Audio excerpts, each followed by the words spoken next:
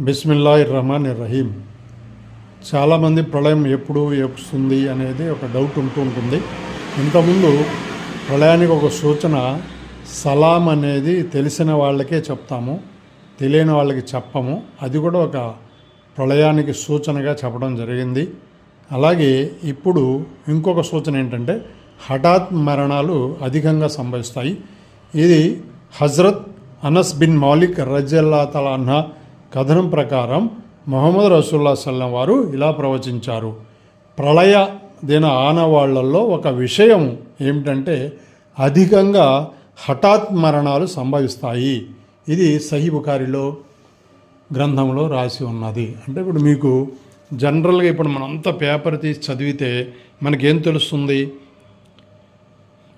Young నుండి old దాకా హఠాత్ మరణాలు అనేది అనేకమైనవి జరుగుతున్నాయి ఇప్పుడు ప్రజెంట్.